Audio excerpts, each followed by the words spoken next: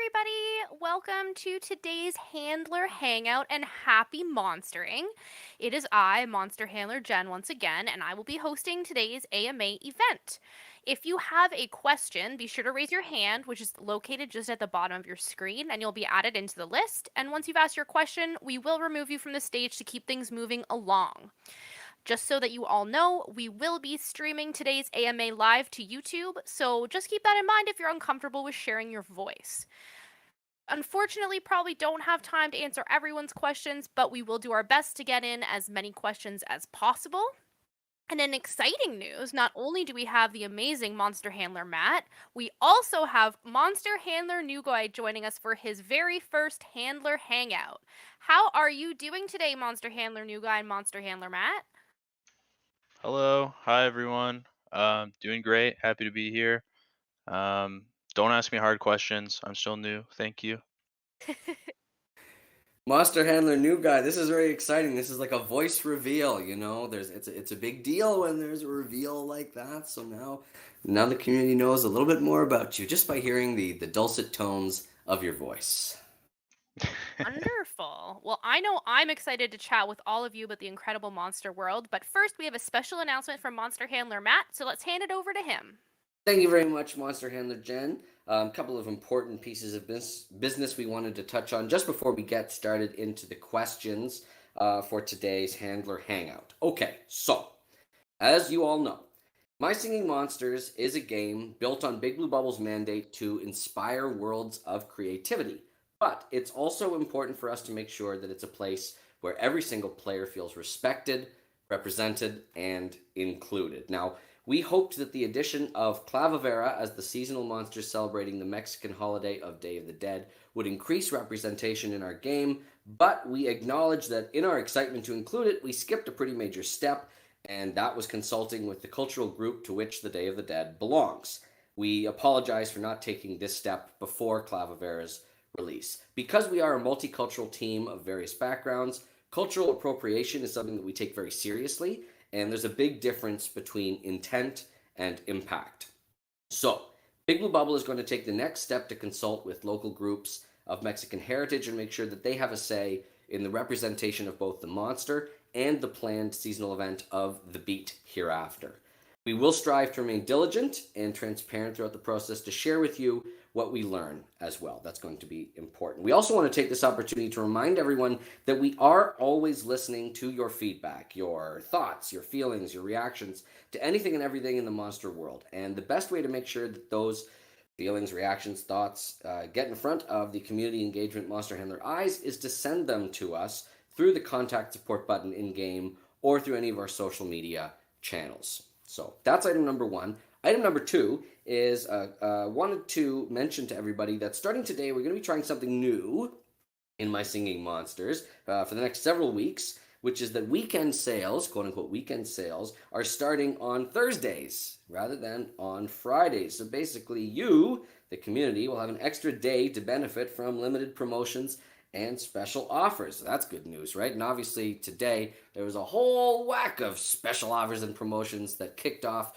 for our big spooktacle / Halloween weekend. So that's very exciting. So the final thing related to that is that the weekly battle event and limited costume turnovers will still be taking place on Friday. Something to note. So just wanted to make sure that both of those pieces of information were out in the community and that we are committed to continuing to learn and be better and expect more of ourselves. Thank you so much for that, Monster Handler Matt. And without further ado, why don't we hop into some questions from the community? Let's hear from Coltic. You've been invited to speak.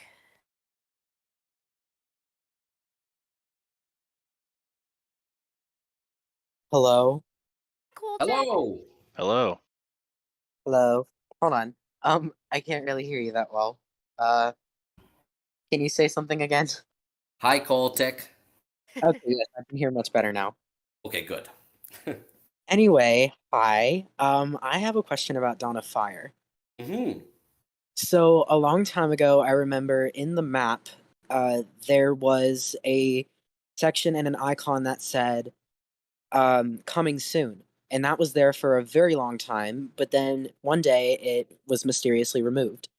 And I remember a lot of people weren't very happy about that.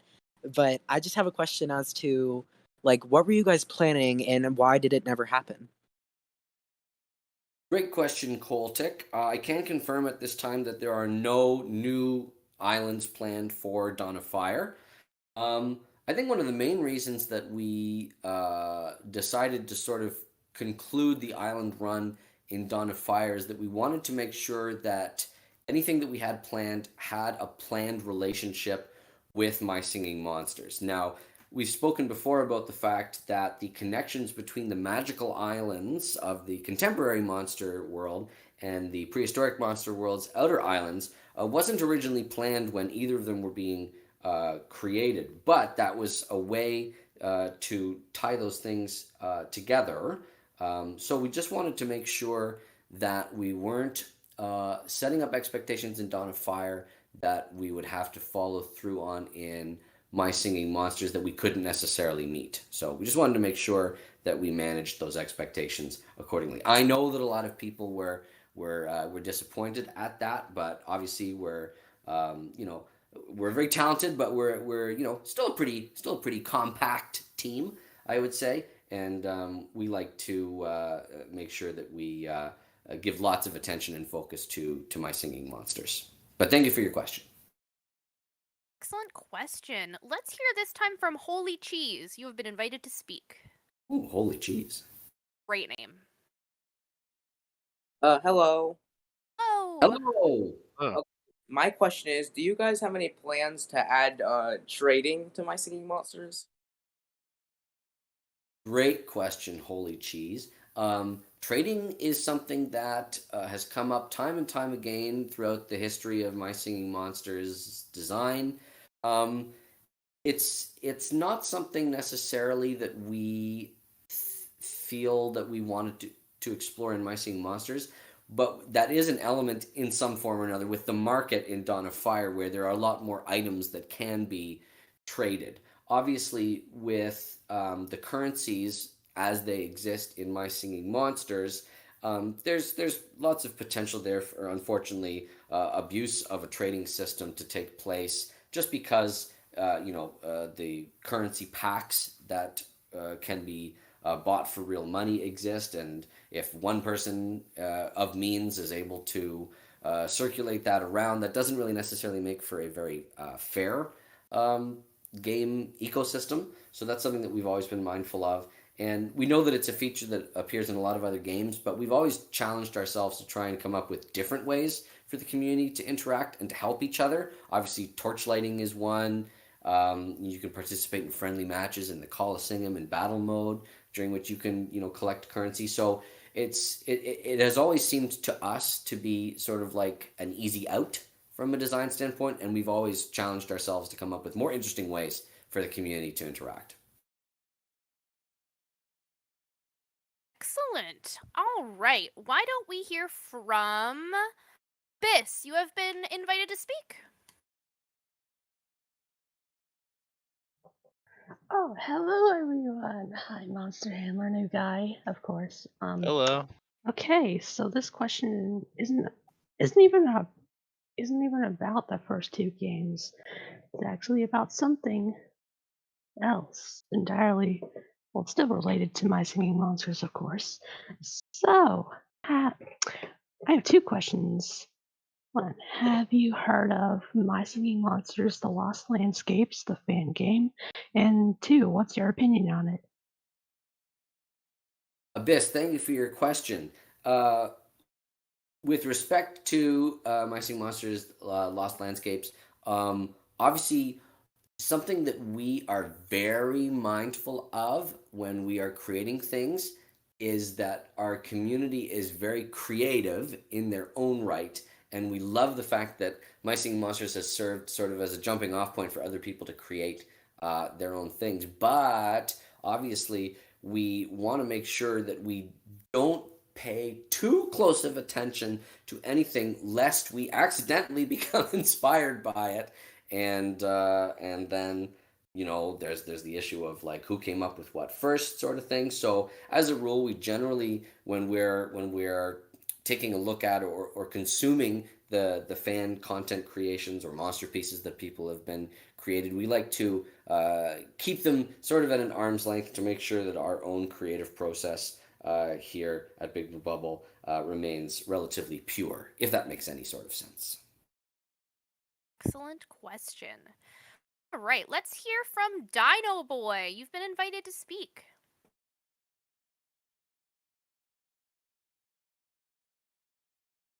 Dino Boy?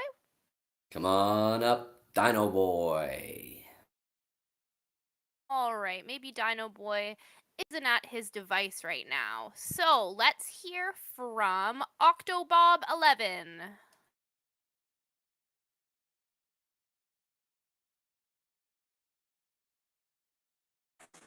Wait for the question. You're just muted there, Octobob. Sorry, I want to say, could I DM you the question? What was your question? If you'd like to DM us the question.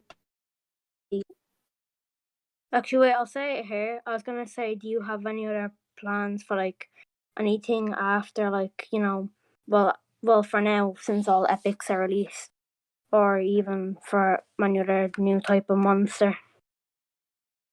Great questions, Octobob11.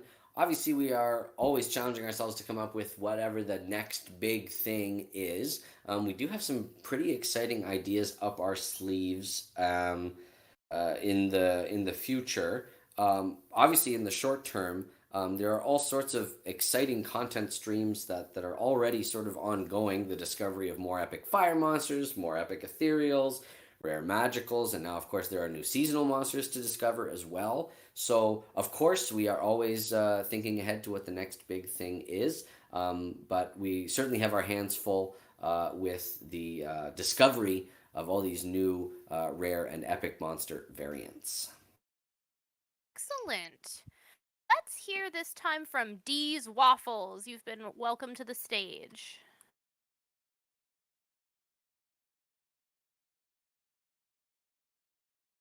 Just muted there, Waffles.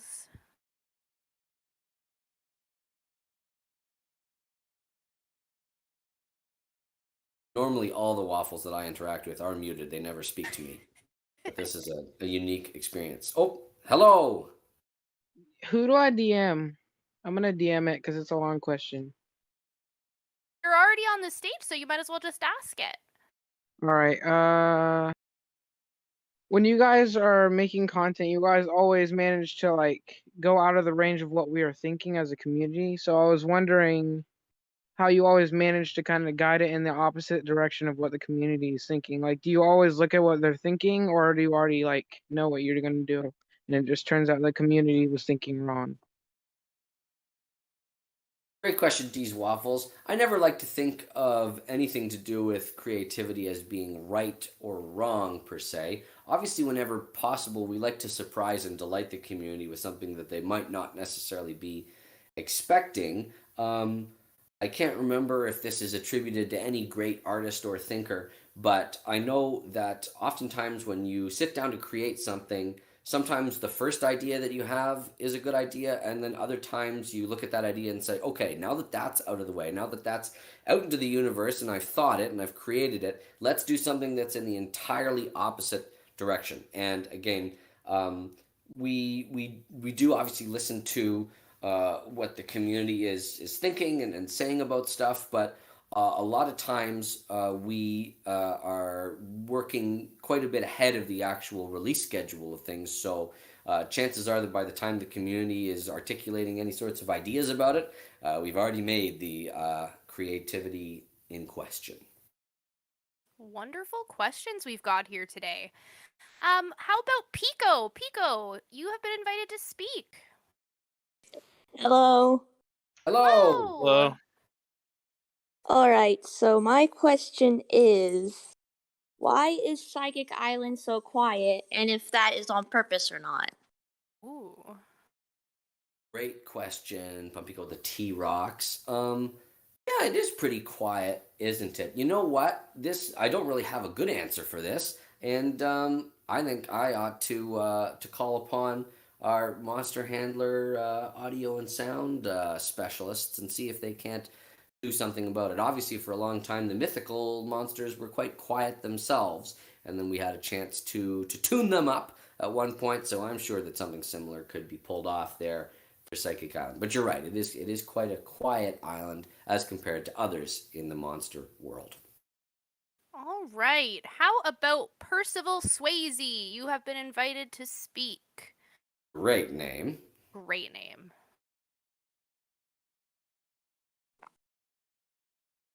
Will magical islands get seasonal events? Great question, Percival. The short answer is you will have to wait and find out. Obviously, the release of a certain particular recent monster might provide a clue as to what we can expect on magical islands in the future, but can't confirm anything at this point. You'll have to wait and see. All right. Let's turn it over to the Milkshake Man. You've been invited to speak. It's my kind of guy.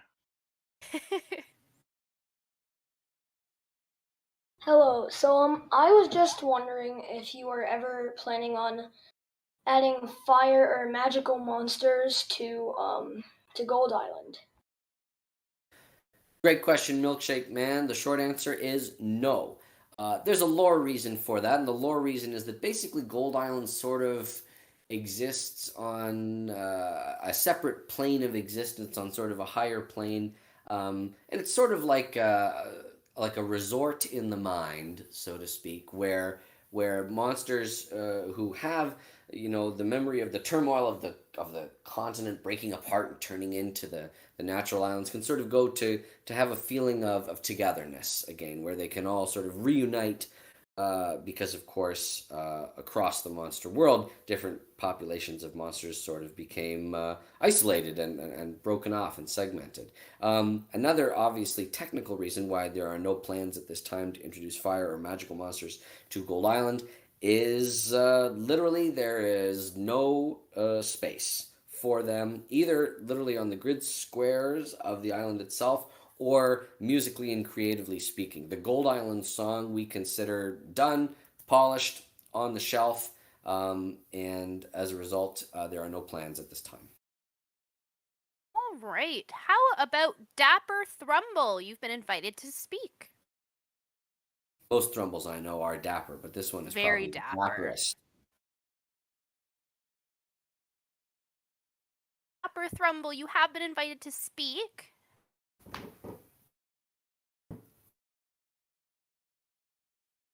All right. Maybe we'll try to come back. Dapper Thrumble. How about Howard? You've been invited to speak.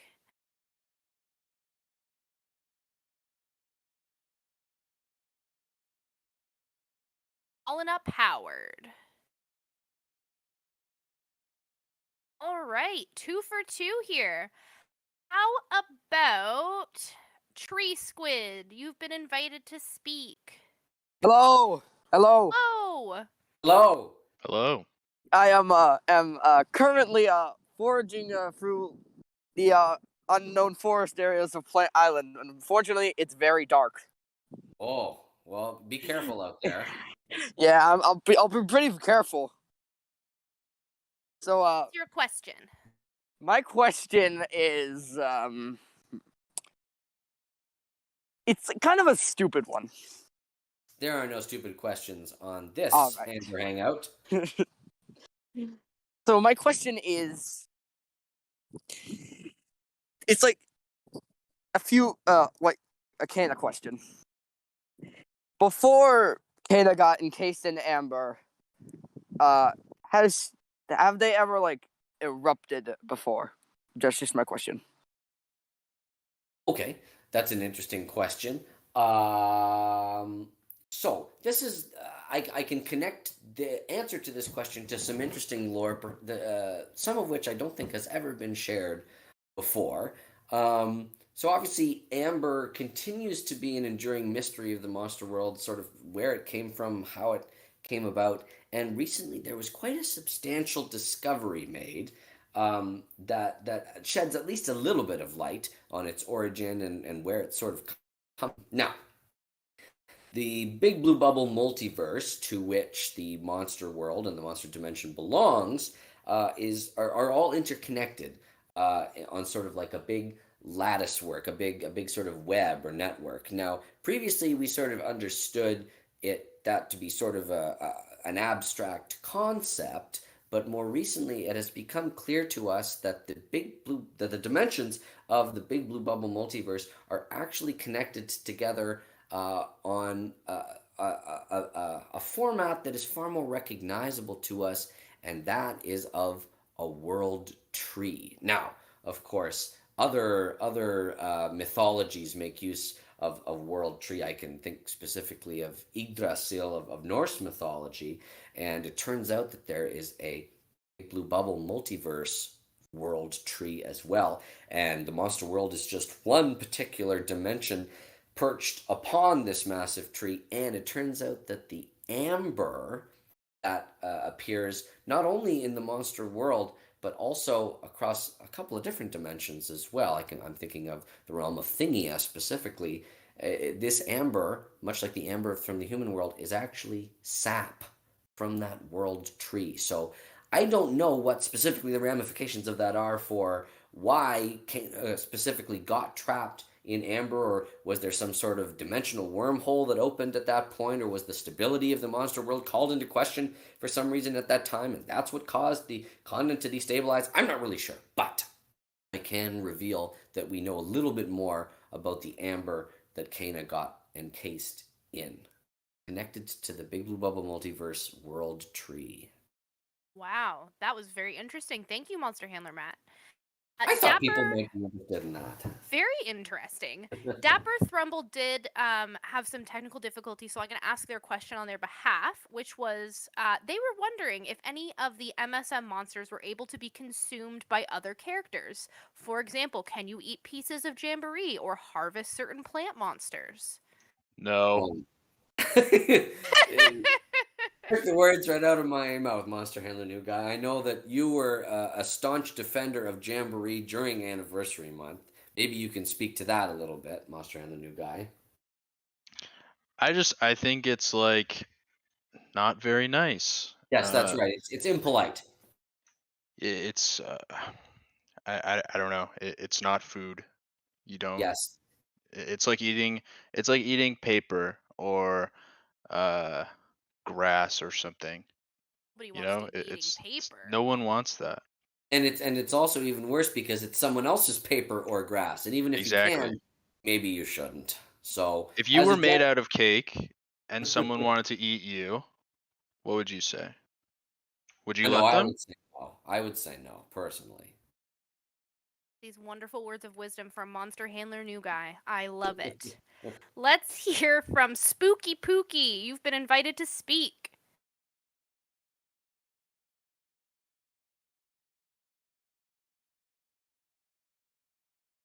Hello, Spooky Pookie. We just can't quite hear ya.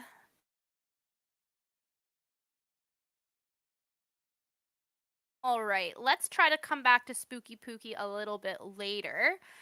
Until then, let's hear from Paradox. You've been invited to speak.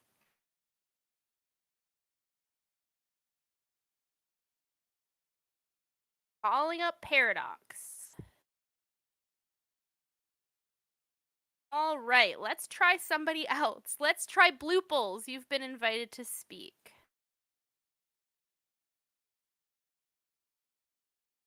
Hello. Blooples. Can you hear me? Sure Yes. can. Okay, so what exactly does it mean for something to be a plant in the monster world? Because like obviously there are a lot of plant-based monsters, but there are also a bunch of plants that don't seem to be monsters at all. And since Punkleton's bio mentioned that it's a relative of Smunkins, it seems that they're related in some way. But then there's also the Dandy-Doo, which seems to be related to both Quibble and Tweedle through the bios of rare Dandy-Doo and its common form in Composer. So like, Or the plant monsters just monsters that evolved to have plant-like parts due to their elemental affiliation? Are they like actually like the same sort of organisms as all the non-monster plants that just evolved to have music and more like animal-like qualities? Is it something else entirely? I'm just really curious to know how exactly all of these strange organisms are related. Loopholes, you always keep me on my toes with questions like that. Now, what I can tell you is that phylogeny, the sort of categorization of the organisms of the monster world, is a very difficult undertaking. Even monster handlers who have been thinking about this for their entire monster handling careers still haven't really achieved a consensus about questions like the ones that you just posed. What I can say is that it's pretty obvious for us what constitutes a monster in the monster world and what makes it distinct from its other relatives that may belong to different kingdoms, and that, of course, is the ability to produce music. When in doubt, if you it's difficult sometimes to think of monsters as belonging to any human world kingdom, animal kingdom, or plant, or fungi, or that sort of thing. I know that back on My Singing Monsters Live at one point we tried to sort of attempt that categorization, but at the end of the day we sort of realized, oh well, these monsters sort of defy categorization. So the example that you provided is an interesting one. Obviously, Punkleton being related to Smugglins. I can also think of like Chorister being distantly related to the Barricade sort of thing. So I think that rather than trying to compare it directly to any human world relationships, it's better to basically start from scratch and come up with a whole new set of rules when it comes to the beings of the monster world. All right, I think Howard is ready for their question. So Howard, you have been re-invited to speak. Hello, Howard, you're just muted. Do you know whenever are you guys gonna be releasing Fire Monsters and Wublins on Composer Island? Great question, Howard. Composer Island in My Singing Monsters, I can confirm, will not be getting any new monsters. The plan for that particular sort of relationship between Composer Island and My Singing Monsters Composer is that Composer Island and My Singing Monsters is sort of like the free trial mode of the composer mode that exists in My Singing Monsters Composer, and that's where you can find an expanded cast of characters from which to create your musical composition. So My Singing Monsters Composer will continue to have more monsters than My Singing Monsters Composer Island ever will, and I can confirm that My Singing Monsters that Composer Island in My Singing Monsters is also complete. Wonderful. Let us hear from Mech Celestial. You have been invited to speak. Hello, this is my first time ever on a Monster Handler chat. Oh, welcome and happy Me too. monstering. What was your My- question? My question is also related to My Singing Monsters Composer. Let's hear it. On the very left of the stage, you can see either Gloptic or Florus's arm, and that makes me wonder, are magicals ever going to be added to My Singing Monsters Composer? Thank you for your question, Mech Celestial. Can I call you Vamp? That's just a joke, because Vamp is the obviously, My Singing Monsters Composer may continue to get updates in the future. I know that there's one specific piece of content that we're always trying to find time to include, but that's a task that's easier said than done, especially given all the other exciting things that we have planned in the monster world these days, and specifically, well, I know that there's one that I can think of that's very exciting that we've been giving a lot of attention to recently, of course, and that's the launch of My Singing Monsters Playground in oh my goodness, I feel like it's, if not coming up real quick. yeah, less than 2 weeks away. It feels like, which is very 12 days. 12 days. Oh my Thank goodness. you, Monster Handler new guy. On the 12th day before playground, Monster and the new guy gave to me. No specific answer to this question, unfortunately. As I've often said in the past, I would say keep up hope, never say never. And of course, if this is something that you're really interested in, let us know about it on social media, and maybe we can rattle some chains and see what we can find time for. Right. What about Zacky Doo? You've been invited to speak. Hello. Hello. Hello. So I have two questions. Number one, when is Epic Punkleton going to be able to be back in the game? And second, will there ever be weirdos on the Fire Islands? Zacky Doo, I have some excellent news for you. Epic Punkleton, as of the time of this particular Handler Hangout, should be available to buy or breed on Plant Island and for the very first time on Seasonal Shanty. Of course, you can also elect to teleport it if you breed it on Plant Island. You can teleport it at level 15 to Seasonal Shanty, but I can confirm that all monsters on Seasonal Shanty can be bred on that island via their own unique mechanisms. Of course, just like all other epic monsters, the breeding combination to get Epic Punkleton on Seasonal Shanty is different from the breeding combination on Plant Island. So best of luck to the community to figure that out. And then the second part of your question, will there ever be Werdos on Fire Islands like Fire Haven or Fire Oasis?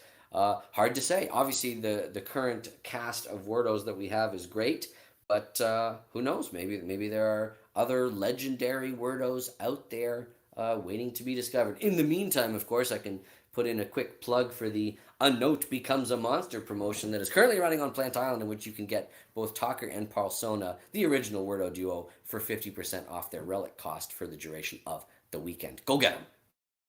All right. I think that Spooky Pookie is ready to speak, so you have been invited up once again.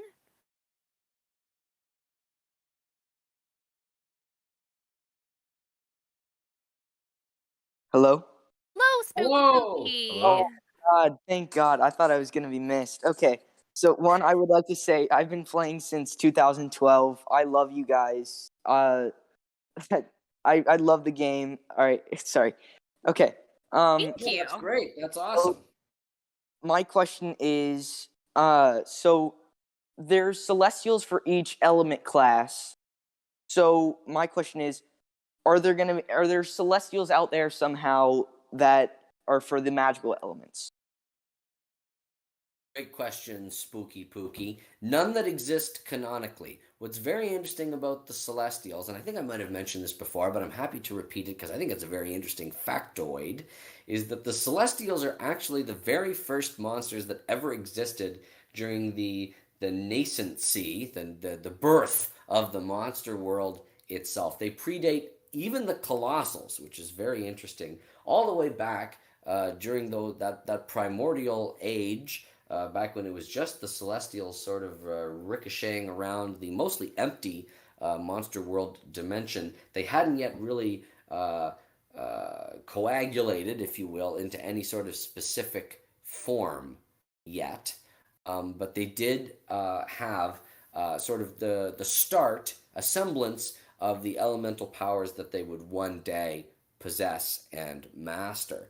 Now, what's very interesting about the magical elements is that they seem very specifically to have sprung up after the events of the dissolution of the continent, which signaled the end of the Dawn of Fire. So, if we're looking at this from a timeline standpoint, the 12 Celestials that exist sort of belong to the original elements of the monster world, and quite serendipitously, they correspond perfectly with the months of the human world calendar. There are 12 of them, no more, no less. Very interesting, Monster Handler Matt. Mm-hmm. Let's hear from Black Hole Zilla. You've been invited to speak.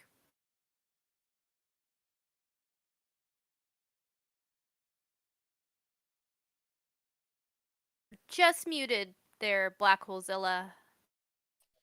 Hello? Go away! Hello. Hold on, I'm in the middle of school. Hold on. Okay, this is a series of questions about the Ghazt. All right, let's hear your top question, Black Holezilla. Okay, so I have a few questions. So, how many orbs can a Ghazt orbit around it? Is the maximum 5 or more? Great question, Black Holezilla. Obviously, the most prevalent distribution of Ghazt plasmic orbs around a given specimen is 5. You are correct. I think that there have been observed very fleetingly more and less orbs orbiting around a particular Ghazt. It's sort of like the range that bird books give of how many eggs you can expect in a clutch of a given species. It's sort of a range that they provide. So I would say comfortably that I've seen as many as 8 orbit around one particular Ghazt, but I will mention that Ghazt looked very harried. They looked very, very, very sort of frazzled. They thought that maybe it was too many plasmic orbs to keep track of at once, and maybe they'd overdone it a little bit. So 5 is definitely the magic number when it comes to Ghast's plasmic orbs. All right. What about the groovy Cybop? You've been invited to speak.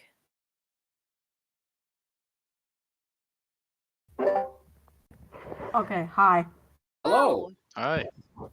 So I had a question about. Let's hear it. It was like, what happens to the monsters when they go into the Prism Gate? Sorry, Groovy Cybop, you're sort of cutting in and out there. Oh, we lost Groovy Cybop. What happens to the monsters when they go into the Prism Gate? Oh, great. Thank you, Monster Handler Jen, for clarifying welcome. that for me. What happens when they go into the Prism Gate? Well, they are undone and remade at the molecular level. Now, of course, just like any science in the monster world, we can only sort of guess at how that relates to human world science. So it sort of seems to me like the very atmosphere, the very air, if air can be said to exist in the dimension of the Prism Gate, sort of has these unique mutative qualities that sort of take the monster in its original form and spit out something new. Now, of course, what's interesting about the dimension of the Prism Gate is that it is an entirely soundless dimension. It's the dimension from which the globes hail as well. So what's interesting is that the sound of the monster that goes in always comes back unchanged. They're able to continue to sing and be identifiably that monster even after their form has been corrupted. But how specifically that comes about, well, that's one of the enduring mysteries of the Prism Gate. And at least personally, I think it would be quite dangerous for any of us monster handlers to venture inside the Prism Gate. But if I had to volunteer someone for that particular expedition, Monster Handler New Guy, maybe you and I can sort of discuss what sort of opportunities might exist for you there. All right. Look at that! What a keener! He didn't even resist. This is great. You will have a long monster handler career, New Guy. The spirit of exploration is inside you. That's great. It is. All right. Let's hear from Saxophone. You've been invited to speak. Hello. Hello. So I have a question about the new Dipster that you showed on Twitter. Was it directly inspired by the comment Matt Shea made in this video about the Dipsters looking like that one fan art of the Doug Trio from Pokemon like a long time ago? I guess I can start with this one, and then Matt can run with it a little. It was I guess the idea to have the monster biologist investigate the Dipsters further was inspired by those fan arts and predictions of what Diglett and Dugtrio would look like underground. And then it sort of branched out, and things got a lot more ridiculous than we had planned, and we were not there with the monster biologist. So yeah, I don't know what to say. Things got a little bit too much, maybe.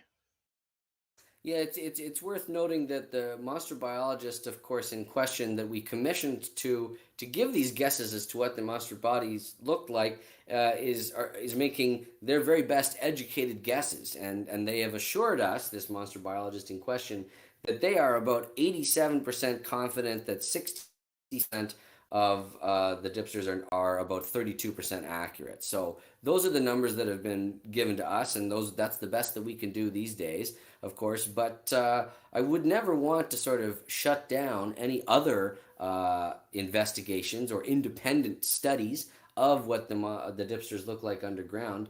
Would love to see other community members perform their own research on that and share it with us as monster pieces. I think that would be just dandy.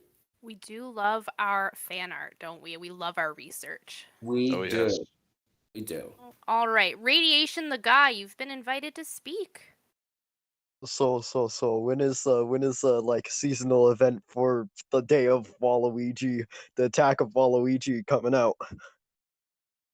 Radiation the Guy, I will point you to the message that we said right off the hop. Obviously, something that we're very interested in doing with respect to Clavavera and the planned seasonal event of the Beat Hereafter is to make sure that people of Mexican heritage and that Mexican cultural groups are consulted when it comes time to actually create that particular event. I can confirm that the soonest that event was planned to debut was actually not this year and would be in subsequent years. The new sort of ideology for these new seasonal monsters is that they're going to be the opposite of the original seasonals, the first generation, if you will.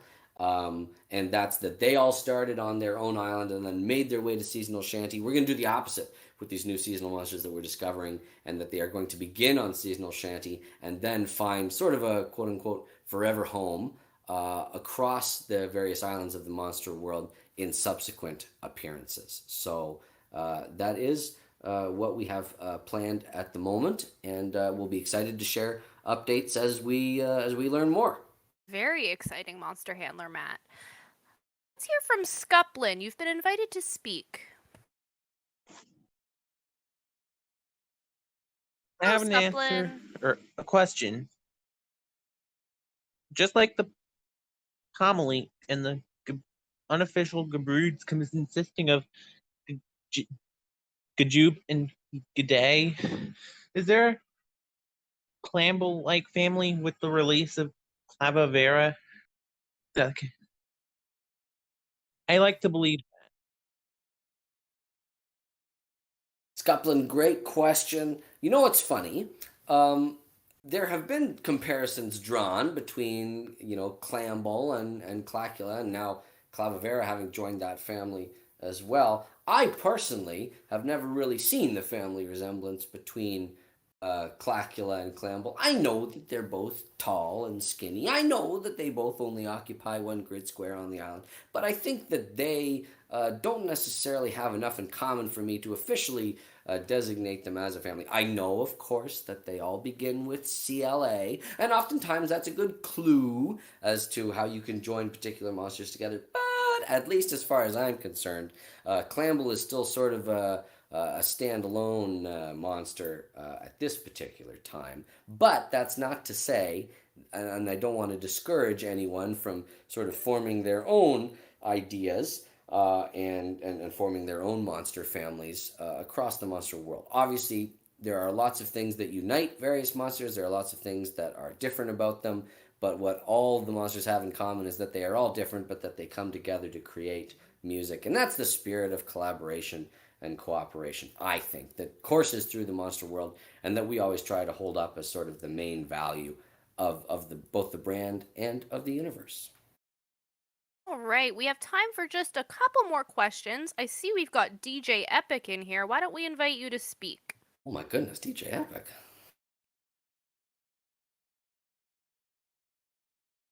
Maybe DJ Epic is too busy making some remixes or something over there. Oh, very, very possible. All right, let's hear from Astrobot. You've been invited to speak.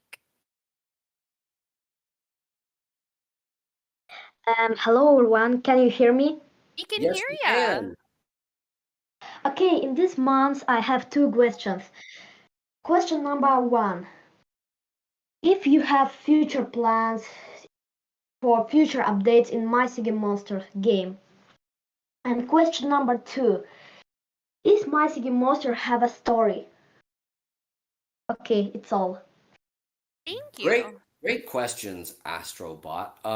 I can say yes to both. The first question that you asked is, are there future updates planned? And I'm very happy to report that yes, there are. We've got lots of exciting tricks up our sleeves over the next the year and beyond. We're never stopping thinking about cool new ideas for My Singing Monsters. We've got a few ones that are sort of in their very early stages of trying to figure out how they would work. But I don't want to reveal anything. I want to sort of keep the surprise. And My Singing Monsters does have a story, I would say, but it's sort of delivered in bits and pieces. It's almost like it has more of a history than a story, per se. I think that we've always liked to hear about the stories, the day-to-day lives of the monsters, as told and as imagined by members of our community. There's sort of a big timeline of important events that have happened in My Singing Monsters, but I don't know if we can ever say that there has been any one specific story. I'd say the closest that we've ever come are the adventures of Mammoth, Furcord, and Pom Pom and Fandemonium earlier this year as part of our Year of the Monster celebrations. All right, let's hear from Wublo. You've been invited to speak.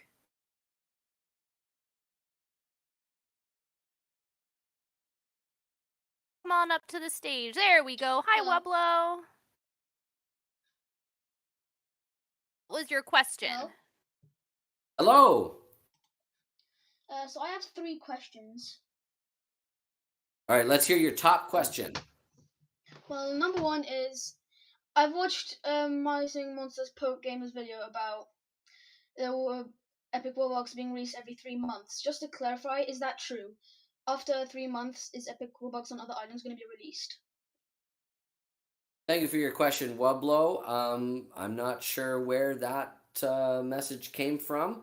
But I can say that there is no specific time interval at which Epic Wubbox are planned to be released. That 3-month interval that was quoted there has not been. That would be news to us. Let's put it that way. All right, what about Skullman Plays? You've been invited to speak. I just have one question about my boy Gob. Nice, let's hear it. What is your inspiration in creating him? Great question, Skullman Plays. Yes, Gob certainly emerged as a fan favorite right out of the gate, which we were very excited at because we were always sort of thinking that it was quite a humorous monster, almost absurd in how simple it was and how sort of unassuming it was in its idle state. I think what really inspired us as was the basic design principle of all the light monsters was that we wanted them to be sort of drab or unremarkable when they weren't singing, and that there would be some sort of surprise associated with when they began to sing. And Gob was obviously one of the first. We were introduced to Flores before that, but Gob was one of the first, and perhaps still one of the best at really surprising us in how it sings. So that was really what we were aiming for when we went to design that monster.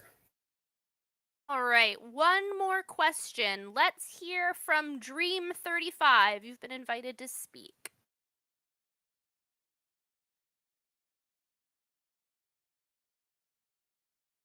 Dream35, you can come on up to the stage. Oh, there we go. By the Orgatunia, how many monsters do you have? How many monsters? Well, I have all the monsters, at least on my game. How many monsters? Oh, uh-oh. Well, I think we may have lost them, unfortunately, but I can confirm that Monster Handler Matt does have all the monsters. Would you expect any differently from me? I love them I all. absolutely would not expect anything differently. He's I love the them all. monster handler. Looks like Monster Handler New Guy and I have some catching up to do. I'm working on it. I got my Epic Wubbox today. Ooh, big congratulations. day. Thank you. But of All course, right. it's not a race. Of course, it's not. You know, it's exciting to collect at your own pace and know that just like the limited time events that are running right now, there are opportunities throughout the year to add monsters to your collection, and the chances are, if you've seen a monster once, it will appear again before too long. So you just gotta keep an ear to the ground and look out for those missing pieces of your collections. Well, thank you, Monster Handler New Guy and Monster Handler Matt, for answering so many awesome questions. And thank you to all of our amazing community members for coming out with so many great questions. Does anybody have any closing remarks they'd like to say? I would certainly like to say that I hope everyone has a safe and happy Spooktacle/Halloween. It's obviously being celebrated this year on a Sunday here in the human world, and it's Spooktacle's biggest night of the year happening as well on this Sunday. There are only a few more days to collect all of those limited seasonal costumes, limited seasonal decorations, and there are all of the Plant Island rares and epics available to buy or breed this weekend as well. So if you, like Monster and the New Guy, have recently come into possession of an Epic Wubbox, now is definitely a good time to try and snag a few this weekend, or maybe even get them all so that you can power up your Epic Wubbox. So I would say if you are planning on dressing up at all like any of the monsters this year for Halloween, send them to us on social. We would love to see them. We do love to see that. Also, don't kick over any pumpkins. Punkleton does not like that. Oh, he And does not. yeah, it was super cool to be here. Glad to see a lot of faces that I recognize from social media, and I also try to answer as much as I can on there. So I'm always looking. And you've been doing a great job, Monster Handler New Guy. Well, thank Absolutely fantastic. Thank And you you so too, much. Monster Handler Jen. And you too, Monster Handler Jen. Thanks for Thank keeping you. the ball rolling. You're a great host for this Handler Hangout. Well, thank you to Monster Handler Matt and Monster Handler New Guy for joining us on this edition of the Handler Hangout. And we would just like to say happy Spooktacle, happy Halloween, and happy monstering. Happy Monster!